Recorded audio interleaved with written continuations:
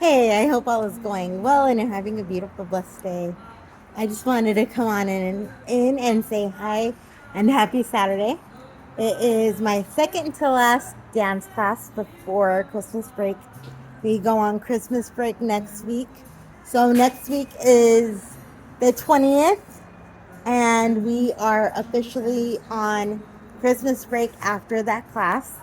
Um, but I just wanted to kind of reflect on what this year has brought to me and specifically what dance has brought into my life. And also, I think it goes without saying, the Boundless Babe Society, which is going to end permanently next week.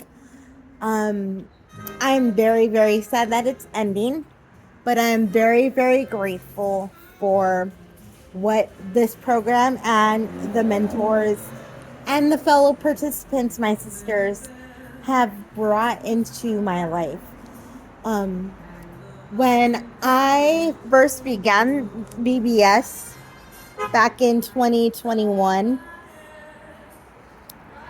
I was dead set on going to physical therapy for the purpose of giving up my chair for good.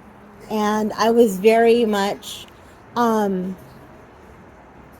I was very much in the attitude of Nessa Rose, which means that I believed wholeheartedly that to be accepted by anybody and to be worthy of being loved or being a friend or um, just existing, I needed to walk. I needed to be on my feet to be acceptable. Um, I needed to be healed, so to speak. And I want to say that none of this came from my family or my close friends, but it was because of what I went through with all the questioning. And if you know me and you know this story, this is a live rerun. But if you don't know, I lost my friend, my best friend, um, when I was 21 in 2003. And from then on, it just seemed like I started to take in more commentary and all of the opinions that everybody had, and also all of the questions. People are not good, notoriously not good at knowing what questions to ask and when to ask them. Um, so whenever somebody asked me, "What's wrong with you?" I would just totally shut down and not, of course, not want to answer their question. And that could take a toll on a person, and it really did. So that is what caused me to want to go back to PT to learn how to walk long distances. And I did that for a while. But then my circumstances took a turn, not a bad turn, just a turn. And I I finally came to the realization that I needed to figure out what life was going to be like using a chair for a long distance. And I have to tell you guys, there's so much opinion and speculation surrounding the equipment that we use.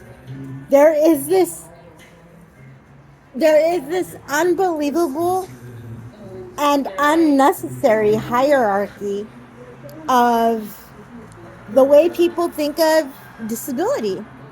They think that if you're walking, you are seen as more worthy of being out in the world and being independent. And they see a wheelchair, as something that holds you back. And I'm here to give my testimony to the fact that my chair gives me more life than my walker ever did. I understand the opinions of, oh, but your walker is so much smaller and it's easier to use, or standing is better for you than sitting. Yes, it is. But, when you have to choose living your life over how you move and the actual facial expressions you put out into the world, using a wheelchair, I was almost going to say using a walker, but using a chair is so much better than walking, because for a lot of us, long distances are hard. And when long distances are hard, people do not understand that it takes a toll on our bodies in such a way that we might be misunderstood as being upset, because we might get a little bit of a scowl on our faces and not really realize it. And even in those moments when we do realize it, it's kind of hard to change, because it's like it's having that concentration face. And when you constantly have to have that concentration face, it gets a little bit tiring. So I would say kindly keep your opinions to yourself if you see somebody who uses one piece of equipment over the other, because unless you live with that person, and furthermore in that person's experience, which, newsflash, you don't, nobody lives another person's experience. So unless you know a lot about that person, please do not offer your opinion if it is not asked for. And I will go on record as saying that in the past couple weeks, I've gotten a lot of opinion from people that are not in my family and on a daily basis don't know me from Adam, and don't know these people that are commenting, they do not know the literal life that my chair has given me. I'm dancing now. I am going out more than usual. Yes. Do I need help? Yes, I need help. But it's going back to, and that's where needing help circles back to going through Boundless Babe Society. It's because the reason why it circles back is because BBS taught me how to take up space in the world without saying I'm sorry for my existence. I am learning more now how to say excuse me instead of I'm sorry. And I have to be honest, I did say I'm sorry in Michael's a couple times when I was down there just now. But I am learning how to say excuse me instead of I'm sorry, because nobody should apologize for existing out in the world when they've done nothing wrong. The only time you should be saying I'm sorry is when you've actually done something to hurt somebody.